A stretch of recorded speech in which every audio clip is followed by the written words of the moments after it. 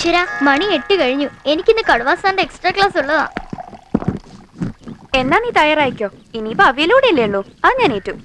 ഇനി ഏട്ടന്റെ ഡ്രസ് തേക്കണ്ടേ? ഞാൻ കൂടെ സഹായിക്കാം. വെറുതെ ക്ലാസ് മുടക്കണ്ട പെണ്ണെ, കടുവാ സാറാ തല്ലും. ഓ, എന്നെ തല്ലിയൊന്നുമില്ല, ഞാനിപ്പോ സാറിന്റെ പെറ്റാ. അത് കള്ളം. അതേന്നേ, 2 ദിവസത്തിന് മുമ്പ് സാറൊരു ചോദ്യം, ഭാവിയിൽ ആരാകാനാ ആഗ്രഹം? സുമിത്രയ്ക്ക് എഞ്ചിനീയർ, കാവ്യക്ക് ഡോക്ടർ. ഞാൻ പറഞ്ഞു എനിക്ക് സാറിന്റെ പേര് വലിയ സാറായ മതിയെന്ന്. അതോടെ കടുവ ഫ്ലാറ്റ്. അമ്പടി കേമി. എന്നാ ചട്ടി അടുപ്പത്ത് വെച്ചാ കടുകൊന്ന് വറുത്തേ. അല്ലേച്ചി, നമ്മുടെ വീട്ടിൽ മിക്സി വാങ്ങിച്ചു വെച്ചിരിക്കുന്നേ വെറുതെ കാണാൻ വേണ്ടിയാണോ? ഏട്ടൻ പറയുന്നതിലൊക്കെ കാര്യമുണ്ട്. നല്ല രുചി വേണമെങ്കിൽ അമ്മി തന്നെ അരയ്ക്കണം. അയ്യോ, ഏട്ടൻ ഇന്ന് നേരത്തെ ഓഫീസിൽ പോകണ്ടാണല്ലോ. ഏട്ടാ, കുളി കഴിഞ്ഞോ? കഴിയാറായി. ഒന്ന് വേഗം വന്നേ. അവയിലിന് ഇത്ര അരഞ്ഞാ മതിയോ നോക്ക്. മതി, ധാരാളം മതി. കാണാതെ എങ്ങനെ മനസ്സിലായി? അമ്മിയുടെ ശബ്ദം കേട്ടാൽ അറിഞ്ഞൂടെ കുട്ടാ. ഓ, കാതുകൊണ്ട് പാകം നിശ്ചയിക്കുന്ന ഒരു പാചക വിദഗ്ധൻ. ഏട്ടൻ റെഡി. കാപ്പി എടുത്തു വെച്ചോ. വേഗം ആവട്ടെ മക്കളെ. എടുത്തു വെച്ചു. ആ, റെഡി റെഡി റെഡി. ഇന്ന് സ്പെഷ്യല് ഏട്ടൻ ഇഷ്ടപ്പെട്ട തക്കാളി കറിയാ. ആഹാ, ഇവളെ തൊടിയിച്ചിട്ടില്ല. എന്റെ സ്വന്തം പാചകവാ. എങ്ങനെയുണ്ടെന്ന് നോക്ക്. അസല് ഗംഭീരം. ഇന്നെങ്കിലും ഏട്ടനൊരു നല്ല അഭിപ്രായം പറഞ്ഞല്ലോ. ഉപ്പ് കുറച്ചെങ്കിലും ഇട്ടിരുന്നെങ്കിൽ ഒന്നുകൂടെ നന്നായനെ. തുടങ്ങി കുറ്റം പറിച്ചില്ല. ഇനി എന്തെങ്കിലും മുളക് ഇടാൻ മറന്നോ? പക്ഷെ സാരമില്ല, അതിന്റെയൊക്കെ കോട്ടം തീർക്കാൻ വേണ്ടി പുളി കാര്യമായിട്ട് തട്ടിയിട്ടുണ്ടല്ലോ. തനിച്ചുണ്ടാക്കിയപ്പോഴേ ഞാൻ പറഞ്ഞതാ. എത്ര പ്രാവശ്യം ഏട്ടൻ പഠിപ്പിച്ചു തന്നിട്ടുള്ളതാ. 2 പേർക്കും എല്ലാം അറിയാവുന്ന ഭാവം. എന്നെ ഒന്നും ചെയ്യാനും സമ്മതിക്കില്ല. എന്നാ ഒരു ജോലിക്കാരിയെ വെക്കാന്ന് വെച്ചാലോ? അതും വേണ്ട. ഓ, പിണങ്ങിയോ? മക്കളെ, പെൺകുട്ടികളായ നന്നായിട്ട് പാചകം അറിഞ്ഞിരിക്കണം. അന്യരുടെ വീട്ടിൽ ചെന്ന് കയറേണ്ടതല്ലേ. ഭർത്താവിന്റെ വീട്ടുകാർ ആദ്യം നോക്കുന്ന പുതുപ്പെണ്ണിന്റെ പാചകമായിരിക്കും. അത് ശരിയല്ലെങ്കിൽ പിന്നെ അവിടെ നിന്നായിരിക്കും അമ്മായിമ്മ പോരിനെ നാത്തും പോരിന്റെ ഒക്കെ തുടക്കം. അതൊക്കെ ഒഴിവാക്കാൻ വഴിയുണ്ട്. അതെന്താ? ഏട്ടനെ പോലെ നന്നായിട്ട് അടുക്കള പാചകം അറിയാവുന്നവർക്ക് ഞങ്ങൾക്ക് ഇട്ടിച്ചു കൊടുത്താൽ മതി. മർമ്മം ഗോപാലുള്ള ഇനി എഴുന്നേറ്റില്ലേ? അച്ഛൻ എപ്പോഴേ എഴുന്നേറ്റ് കസരത്ത് തുടങ്ങി.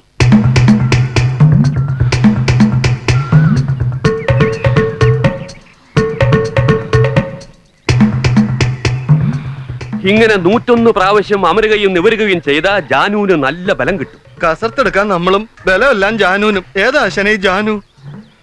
അയ്യടാ, എടോ, ഈ ജാനു എന്ന് പറയുന്ന ഒരു മർമ്മത്തിന്റെ പേരാ. ഗുദം വസ്തീനാഭി ഹൃദയം, സ്തനമൂലം സ്തനരോഹിതം, അപാലാജം ജാനു എന്നിങ്ങനെ 107 മർമ്മങ്ങളുണ്ട്. അതിൽ തന്നെ സദ്യപ്രാണഹരം, കാലാന്തരപ്രാണഹരം എന്നീ ഉപവകുപ്പുകളുണ്ട്. ക്ഷതം പറ്റിയ ഉടനെ തട്ടിപ്പോകുന്നത് സദ്യപ്രാണഹരം, കാലം കഴിഞ്ഞ് തട്ടിപ്പോകുന്നത് കാലാന്തരപ്രാണഹരം. സർവീസിലായിരുന്നപ്പോ പല കൊലകൊമ്പന്മാര് ഞാൻ മുട്ടുകുത്തിച്ചിട്ടുള്ളത് കാലാന്തര പ്രാണഹര മർമ്മത്തിനിട്ട് കുത്തിയിട്ടാ. അതുകൊണ്ടാണല്ലോ ആശാൻ മർമ്മം ഗോപാലപിള്ള എന്നറിയപ്പെടുന്നത്. അതേടോ, ഇപ്പോഴും ഒരു 10-20 പേര് വന്നാലും ഞാൻ ചൂണ്ടി നിർത്തും. ഒരു ചൂണ്ടുവർമ്മം പഠിപ്പിച്ചു തരൂ ആശാനെ. അയ്യാ, അത് തന്റെ ഭാര്യക്കിട്ട് ചൂണ്ടല്ലേ. അതിന് ഫീസ് വേറെ വേണം. ഇപ്പൊ തൽക്കാലം ജാനുവിനെ മുറുകെ പിടിച്ചോ. സ്റ്റാർട്ട്. ഓ ചേച്ചി, പതുക്കെ. മുടി കെട്ടാനാ പറഞ്ഞത്, പിഴുതെടുക്കാനല്ല. ഈ ആണുങ്ങൾക്കൊക്കെ എന്തൊരു സുഖാ. ചീപ്പെടുത്ത് 2 പിടി കഴിഞ്ഞു. ഇപ്പം മുടി പിന്നിക്കിട്ടുന്ന ആണുങ്ങളും ഉണ്ടടി. പങ്കെന്നാ പറയുന്നേ. ഓ, പതുക്കെ. കണ്ടില്ലേ, ഒട്ടും ശരിയായില്ല. നീ എന്താടി സൗന്ദര്യ മത്സരത്തിന് പോവാണോ? ഒന്ന് പോ ചേച്ചി. ഏട്ടാ, ഞാൻ വിളിക്കാം. എന്താ ഇവിടെ പ്രശ്നം? കണ്ടില്ലേ ഏട്ടാ, മുടി കെട്ടി വെച്ചിരിക്കുന്നത്. നന്നായില്ലേ ഏട്ടാ? നന്നായില്ല. കുട്ടന്റെ മുഖത്തിന് യോജിക്കുന്ന ഇരട്ടപ്പിരിയ. അല്ലെങ്കിലേ അവൾക്കൊരു പിരി ഇളകിയതാ. ഏട്ടൻ ഇനി ഇരട്ടപ്പിരിയുടെ ആക്കിയാലോ?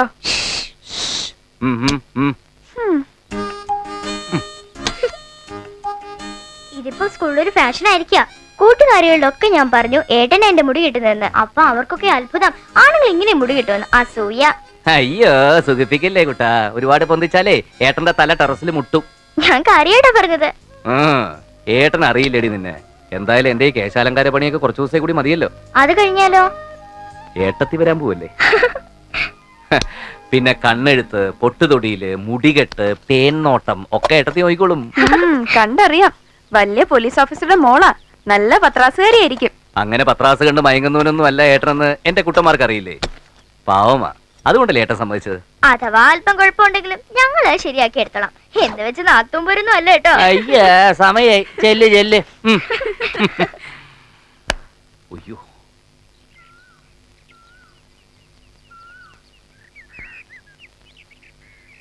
വാ.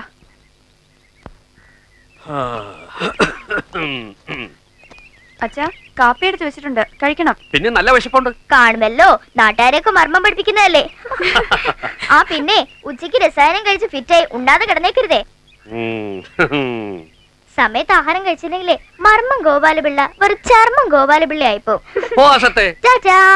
ചുമ്മാ കേട്ടുകൂട്. അച്ഛനായാലും സ്വന്തം ഇടം വിട്ടു കൊടുക്കരുത്. ടാറ്റാ. ഓടി. അച്ഛനോട് ഞാൻ പറഞ്ഞിട്ടില്ലേ എന്നെ കാണുമ്പോ ഇങ്ങനെ സല്യൂട്ട് ചെയ്തിരുന്നു. അച്ഛൻ മകനെയല്ല റിട്ടയർഡ് ഹെഡ് കോൺസ്റ്റബിൾ കമ്മീഷനാണ് സല്യൂട്ട് ചെയ്തത്. അല്ലെങ്കിലും കാക്കി ഇട്ടവൻ കാക്കി കണ്ടാ സല്യൂട്ട് ചെയ്ത് പോവും. IPC മതി. Yes sir. ഞാൻ നിന്നോട് പറഞ്ഞതാണല്ലോ ആ സർക്കിൾ ചക്രപാലന്റെ കാര്യം. അച്ഛൻ സർവീസിലിരിക്കുമ്പോ അവൻ കുറെ കാലം SI ആയിട്ടിരുന്നിട്ടുണ്ട്. അന്ന് അവൻ എന്നെ ഒരുപാട് തന്തയ്ക്ക് വിളിച്ചതാ. അതിന്റെ ഒക്കെ മുതലും പലിശയും ചേർത്ത് നീ അങ്ങ് വിളിച്ചേക്കണം. അവന്റെ തന്തയും തന്തയുടെ തന്തയും അല്ലെങ്കിൽ വേണ്ട കുടുംബം അടക്കങ്ങ് വിളിച്ചേക്കണം. അതിനെന്തെങ്കിലും കാരണം വേണ്ടേ? ഡിപ്പാർട്ട്മെന്റിൽ കീഴുദ്യോഗസ്ഥരെ തെറി വിളിക്കാൻ മേലുദ്യോഗസ്ഥന് പ്രത്യേകിച്ച് കാരണമൊന്നും വേണ്ട. എന്തെങ്കിലും കാരണം കണ്ടെത്തി 4 തെറിയങ്ങ് വിളിച്ചേക്കണം. എന്താ മറക്കാതെ തന്നെ വിളിക്കൂ. യാതൊരു കാരണവുമില്ലാതെ മറ്റൊരുത്തനെ തെറി വിളിക്കുന്നത് IPC എത്രാം വകുപ്പിൽ വരും ഹെഡ് കോൺസ്റ്റബിളെ? ചായ തണുത്തു പോകും. തണുത്തോട്ടെ അച്ഛാ. കാക്കിയിട്ട പോലീസ് ഉദ്യോഗസ്ഥന്റെ നാവിൽ നിന്ന് വരേണ്ടതേ തെറിയല്ല, തിയറിയ. Understand? Yes sir.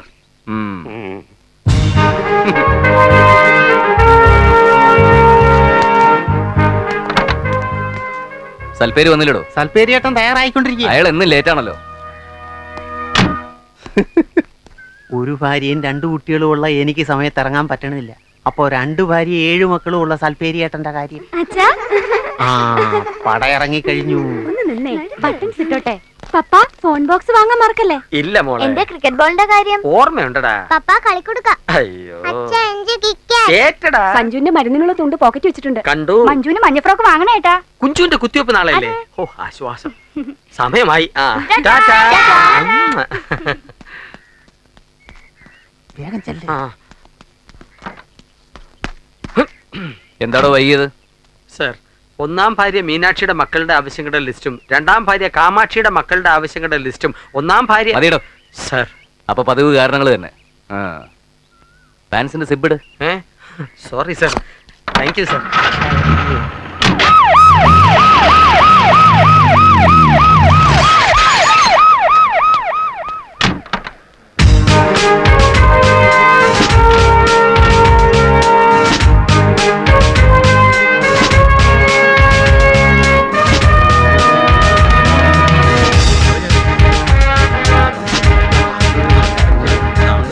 Good morning.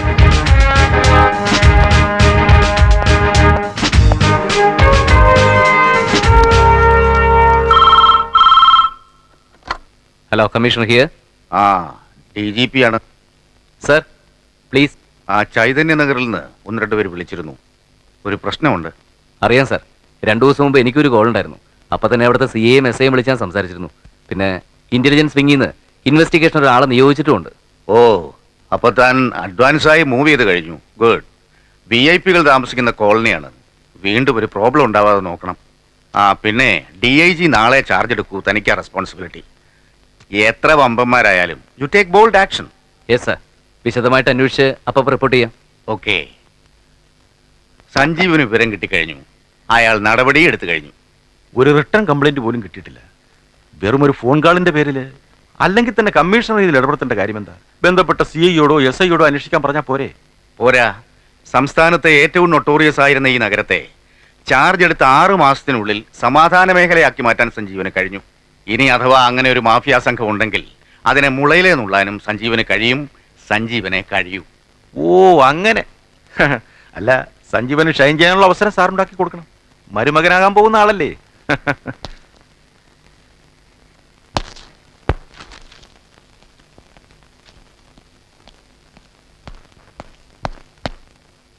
Sir, ആ പെൺകുട്ടി ഇനി എത്തിയിട്ടില്ല. തനിക്ക് എപ്പോഴും പെൺകുട്ടികളുടെ ഓർമ്മയുള്ളൂ. പാടുന്ന പെൺകുട്ടിയുടെ കാര്യമാ. അവളെ കസ്റ്റഡിയിൽ എടുക്കാൻ രാമകൃഷ്ണൻ പോയിട്ടുണ്ട്. ഓക്കെ, വേറെ വകുപ്പുകളുണ്ടല്ലോ. അതെന്തായി? അത് ദാമോദരന്റെ ചാർജിലുള്ള കേസാ. അവനും അന്വേഷണത്തിന് പോയിരിക്കുക. അറേഞ്ച്മെന്റ്സ് ഒക്കെ റെഡി ആവുമ്പോൾ അറിയിച്ചാൽ മതി. സാർ, എന്റെ കോൺസ്റ്റബിൾ ഭാര്യ കാമാക്ഷിയുടെ അനിയത്തി ഒരു വിശാലാക്ഷി ഉണ്ട്. സംഗീത കോളേജിൽ പഠിക്കുക. നന്നായിട്ട് പാടും. നമുക്ക് അവളെ കൂടി ഒന്ന് സൈരിപ്പിച്ചൂടെ സാർ? തന്റെ ഭാര്യയുടെ അനിയത്തിയല്ലേ? അതെ സാർ. അത് വേണ്ട. അയ്യോ, അതെന്താ സാർ? തനിക്കിപ്പൊ തന്നെ 2 ഭാര്യമാരില്ലേ? ഇനി എണ്ണം കൂട്ടണ്ട. Yes sir.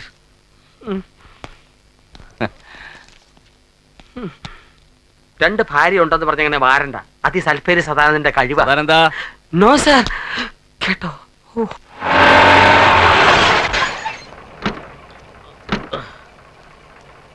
ഭാഗവതി മാമ ഒന്ന് വേഗം വാ. വരുന്നതൊക്കെ കൊള്ളാം. എന്റെ മോക്ക് പറഞ്ഞു സമ്മതിച്ച കാശ് കിട്ടണം. അവളെ സിനിമയെ പാടാൻ വിളിച്ചതാ.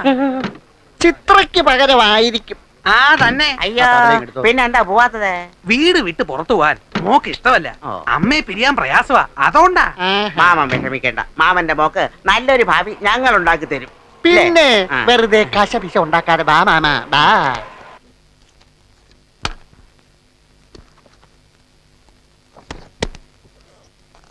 DGPയുടെ മോളെ, ഇന്നെന്റെ കുട്ടന്മാര് പറഞ്ഞത് കേട്ടില്ലേ? നാത്തും വലിയ പത്രാസുകാരിയായിരിക്കും. ആണോ? വലക്കല്ലേ മോളെ. ഏയ് നല്ലവളാ. മോന്ത കണ്ടറിയില്ലേ?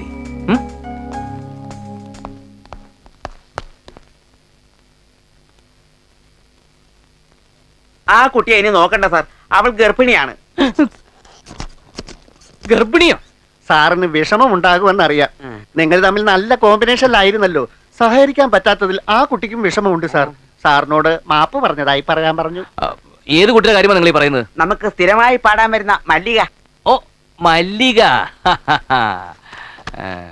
അവള് പോയെങ്കിൽ എന്താ സാറേ, പകരം മറ്റൊരു കക്ഷിയെ കസ്റ്റഡിയിൽ എടുത്തിട്ടുണ്ട്. കല്യാണി.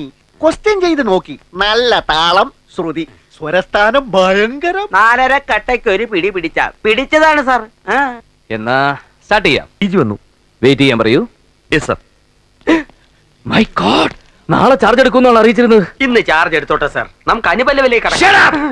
എത്രയും പെട്ടെന്ന് എല്ലാ ഇൻസ്ട്രുമെന്റ്സ് ഒളിപ്പിച്ചോളൂ. Join duty immediately. വേഗം മാറ്റണോടുത്ത് പ്ലീസ്.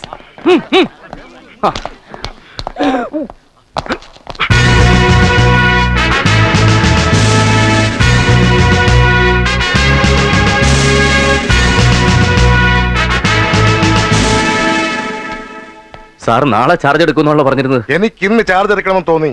അതുകൊണ്ട് ഇവിടുത്തെ യഥാർത്ഥ സെറ്റപ്പ് ഒക്കെ മനസ്സിലാക്കാൻ കഴിഞ്ഞല്ലോ. നമുക്ക് ഓഫീസിലേക്ക് ഇരിക്കാം സാർ. ഇത്രയും പ്രായമായിട്ടും പെൻഷനാകാറായില്ലേ? ഞാൻ ഇവളുടെ അച്ഛനാ സാർ. മോക്ക് കൂട്ടുവന്നായിരിക്കും. എന്താ വനിതാ പോലീസിൽ യൂണിഫോം അല്ലേ? അത് വനിതാ പോലീസ് അല്ല സർ. തന്റെ കക്ഷത്തിൽ എന്താണോ? ലാത്തി. ഡിപ്പാർട്ട്മെന്റ് അറ്റത്ത് ദ്വാരമുള്ള ലാത്തി ഇറക്കി തുടങ്ങിയോ? Sorry, sir. എന്തൊക്കെയാ കമ്മീഷണർ ഇത്? ഞങ്ങളൊരു പാട്ട് പ്രാക്ടീസ് ചെയ്യായിരുന്നു സാർ. ഇതെന്താ മ്യൂസിക് കോളേജാ? അല്ല സാർ, ഒരു റിഹേഴ്സൽ. ഞങ്ങൾ വല്ലപ്പോഴും ഗാനമേളയ്ക്കൊക്കെ പാടാറുണ്ട്. ഓഹോ, കമ്മീഷണർക്ക് ഗാനമേളയോ? ഇങ്ങനെയാണെങ്കിൽ കമ്മീഷണർ റോഡിൽ ഡപ്പാക്കുത്ത് ഡാൻസ് നടത്തുമല്ലോ. സാർ ഡിപ്പാർട്ട്മെന്റിൽ നിന്ന് പെർമിഷൻ മേടിച്ചിട്ടുണ്ട്. ഡപ്പാക്കുത്ത് ഡാൻസിനോ? അല്ല സാർ, തൽക്കാലം ഗാനമേളയ്ക്ക് മാത്രമേ ഉള്ളൂ. പിന്നീട് ഞങ്ങൾ ഇങ്ങോട്ട് ട്രൂപ്പ് കമ്മീഷണർ ഓഫീസിൽ പാട്ടക്കൂത്തും എന്ത് തോന്നിയാകാത്തോ സാർ.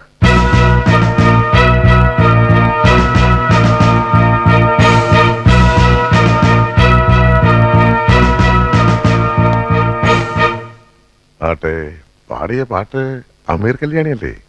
അല്ല സർ, ഇവളുടെ പേര് നിത്യ കല്യാണി. രാഗത്തിന്റെ പേര് പോലും അറിയാത്ത താൻ എങ്ങനെയാണോ ക്ലാരറ്റ് വായിക്കുന്നേ? Sorry sir. എന്താണോ ഇതൊക്കെ കമ്മീഷണറെ കുത്തകാന്ന് കരുതിയോ? എല്ലാം എടുത്തങ്ങോട്ട് നിരത്താൻ പറയണോ? എടോ, കാക്കയ്ക്കുള്ളിലെ സംഗീതത്തെ കുറിച്ച് മഹാകവി വള്ളത്തോൾ പാടിയിട്ടുണ്ട്. കാക്കയ്ക്കുള്ളിൽ തുടിക്കും ഹൃദയത്തിന്റെ അകമാനത് കല്ലൽ ഇരുമ്പല്ല, ലാത്തി മാറ്റിക്കൊടുക്കുക തമ്പുരു വാർത്തിടും ഗാനകന്യക ഒന്നിനെ. നോക്കി നിൽക്കാതെ അങ്ങോട്ട് അടിച്ചു പൊളിക്കണോ കമ്മീഷണറെ? നമുക്ക് പറ്റിയ DIG സാർ.